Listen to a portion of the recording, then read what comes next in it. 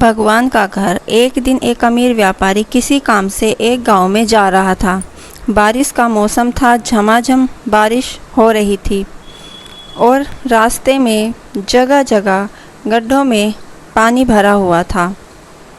अचानक रास्ते में गाड़ी खराब हो गई। व्यापारी के साथ कोई नहीं था। उसने गाड़ी सड़क किनारे खड़ी कर दी और किसी वाहन का इंतज़ार करने लगा। लेकिन घनघोर बारिश और तूफ़ान की वजह से सड़क सुनसान थी। शाम ढलने लगी तो व्यापारी को चिंता सताने लगी। अचानक उसने देखा एक गरीब व्यक्ति साइकिल से गुजर रहा है। सड़क किनारे अपनी गाड़ी में बैठे बैठे उसने साइकिल सवार को आवाज़ देकर रोका और पूछा कि कहीं कोई गाड़ी का मैकेनिक मिल सकता है क्या? साइकिल सवार ने बताया कि इतनी बारिश में दूर दूर तक उसे कोई मैकेनिक नहीं मिलेगा। यह सुनकर व्यापारी चिंतित हो उठा। तब साइकिल सवार ने बड़ी विनम्रता से कहा, भाई साहब, अगर आप चाहें तो पास ही बने भगवान के घर में आज रात विश्राम कर सकते हैं। वहाँ आपको रहने की सारी सुविधाएं मिलेंगी। व्यापारी राज़ी हो गया। उसने सोचा कि आज रात मंदिर में ठहरकर अगले दिन सुबह वो गाड़ी मरम्मत का कोई रास्ता देख लेगा।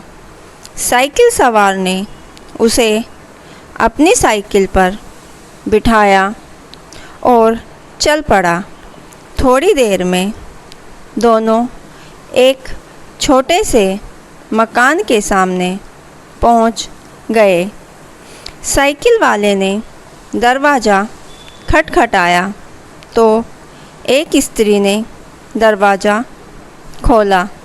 व्यापारी को संबोधित करते हुए साइकिल वाले ने कहा, यह मेरी पत्नी है।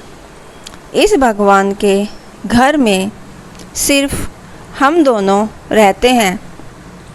हमारे बच्चे शहर में नौकरी करते हैं।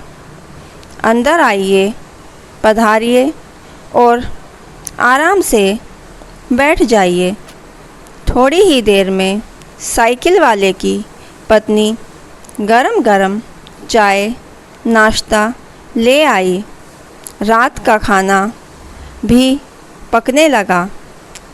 व्यापारी को सब कुछ बहुत अच्छा लग रहा था, लेकिन उसे एक बात समझ में नहीं आ रही थी कि साइकिल वाले ने अपने घर को भगवान का घर क्यों कहा।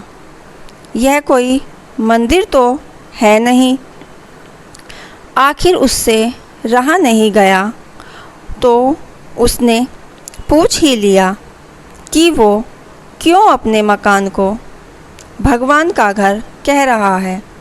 लोग तो अक्सर ही कहते हैं कि मेरे घर में भगवान विराजमान हैं, या मेरे घर में भगवान के लिए पूजा घर बनवाया है, या फिर मेरे घर में भगवान आए हैं। यह सुनकर साइकिल वाले व्यक्ति ने कहा, हाँ, आपने ठीक कहा। अक्सर लोग यही कहते हैं कि घर हमारा है और भगवान हमारे घर में विराजमान हैं। लेकिन हम ऐसा नहीं कहते, क्योंकि अगर हम अपना घर कहेंगे तो उसमें हम अपनी इच्छानुसार कुछ भी उल्टा पुल्टा काम कर सकते हैं। लेकिन अगर हमने भगवान का घर कहा तो हम वहाँ कोई गलत अनाचार वाले काम नहीं कर सकते और हमेशा उनके सद्विचारों में रहते हैं। जैसे हम सब मंदिर के अंदर होते हैं और मज़े की बात यह है कि जैसा कि लोग बोलते हैं कि मृत्यु के बाद हमें भगवान के घर जाना है, तो उस हिसाब से देखा जाए तो हम जीते जी ही भगवान के घर रहने का सुख प्राप्त कर रहे हैं। उस गरीब व्यक्ति ने इतने सुंदर विचार से व्यापारी बहुत प्रेरित हुआ और उसने भी अपने घर को भगवान का घर कहने का मन बना लिया। दोस्तों, यह कहानी कैसी लगी कमेंट बॉक्स में ज़रूर बताइए और कहानी पूरी सुनने के लिए धन्यवाद और हमारे चैनल को लाइक सब्सक्राइब करना ना भूलें।